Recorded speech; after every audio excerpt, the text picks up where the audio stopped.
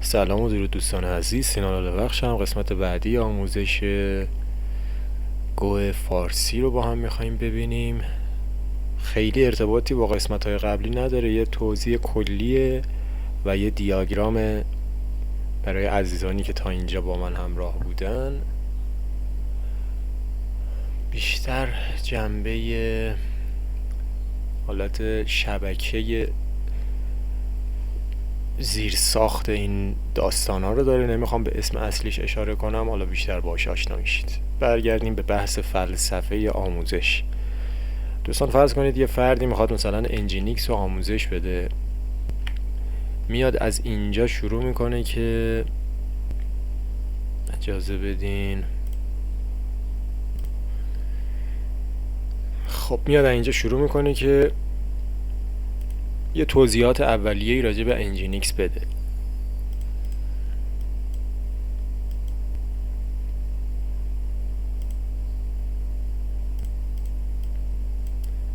میاد کلیت انجینیکس رو میگه، میرسه به بحث مثالای اولیه. 2 مثال میزنه برای 2 موضوع کلی که مثلا داخل انجینیکس هست و موقعی که میرسه به یه جایی که یه مقدار پیچیده میشه، هم از دست اون کسی که داره آموزش میده در میره اگه بخواد تمام موارد رو مثال بزنه، هم از حوصله یه کسی که داره آموزش میبینه.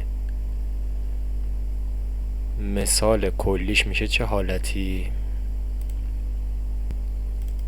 فرض کنید داریم انجینیکس یاد میگیریم، میرسیم به این قسمت انواع کانکشن هایی که توی انجینیکس میشه داشت. راوند رابین، نمیدونم لیست کان، آی پی هش، ویتد یا ویت میگن. اگه بخواد برای هر کدوم بیاد یه مثالی بزنه، هم این حالت این قرمز دومیه رو در نظر بگی. مثلا توی این مرحله ما 4 حالت مختلف برای کانکشن های انجینیکس داریم. هم ممکنه گیج کننده باشه برای اون کسی که داره آموزش میبینه، هم ممکنه سخت باشه برای اون کسی که داره آموزش میده. همه ی حالت ها رو باید بیاد حالا با یه زبان برنامه نویسی، مثلا پایتون، نمیدونم جاوا اسکریپت، گو، با هر چی که کار میکنه بیاد یه مثالی هم بزنه. برای همین در نظر داشته باشید هیچ آموزشی نمیتونه کامل باشه. آموزش میتونه نهایتا مفید باشه، اونم تا یه جایی میتونه پیش بره و اینو در نظر داشته باشید. یه کلیت اولیه‌ای همیشه تو آموزش ها ثابته، بعد که میره جلو حالت شاخه‌ای میشه دیگه، برمیگرده به حوصله کاربر و توان اون کسی که داره آموزش میده که چقدر میتونه اون موضوع رو عمیق بره جلو، مثلا برسه به یه مبحث خیلی خاص. یه چیزی دیگه حداقل تو این موضوع برنامه نویسی و اینا، یه چیزی نمیتونه کامل باشه که همه موارد و چه راجع به انجینیکس چه هر چیز دیگه ای پوشش بده. این راجع به این موضوع. برگردیم به قسمت شبکه خودمون. شما برای اینکه بخواین به اینترنت آزاد دسترسی داشته باشین، لازمه داخل کلاود فلیر یه صفحه بسازید، یه اکانتی بسازید.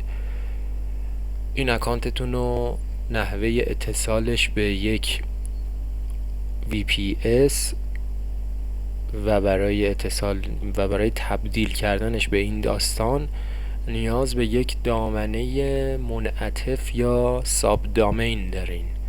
درستش میشه ساب دامین. این اون قسمتیه که خیلی حرفه‌ای دارن آموزش میدن عزیزان داخل یوتیوب.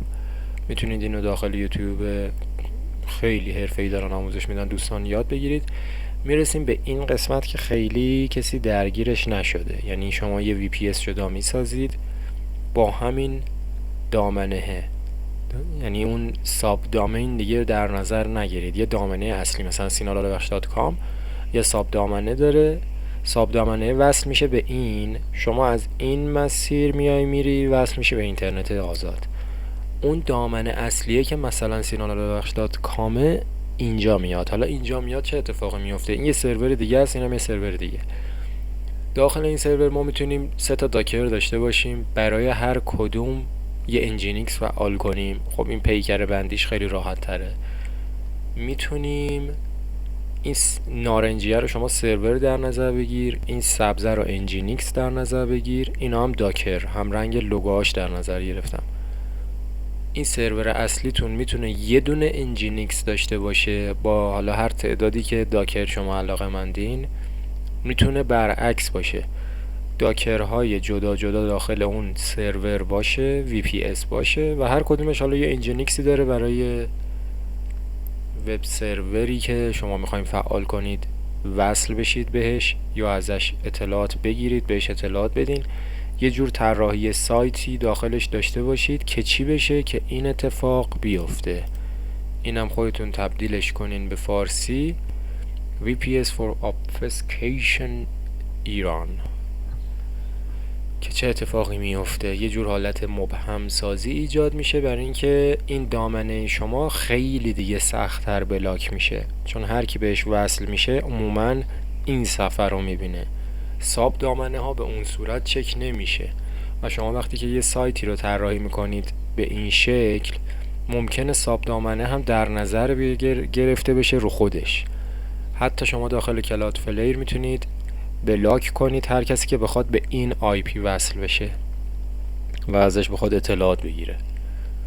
اینم داشته باشین، یه جور نتورک و شبکه‌شو کلیتشو بدونید که بعداً اگر خواستیم اینو بسازیم گیج نشید ما الان کجاییم، چی شد، این طراحی سایتی که سینا داره انجام میده اصلا چی میشه. حالا آخرش به اینترنت آزاد وصل میشین و این مبهم سازی ایجاد میشه. اینم که این پشت کار داره انجام میشه. انواع و اقسام پنل میگن دیگه، پنل‌های مختلفی اینجا داریم که بتونید شما طراحی کنید. اینو وصل کنید به کلادفلیر رو وصل کنید به این VPS، شما از اینجا وصل بشید بهش، همه چی اوکی و عالی. این قسمت رو ما بیشتر درگیرش میشیم تو همین آموزشه که داریم میریم جلو، با زبان گو هم داریم میریم جلو و همین. این شد قسمت فکر میکنم 127. این قسمت 127 بود، بیشتر جنبه تئوریک داشت و همین.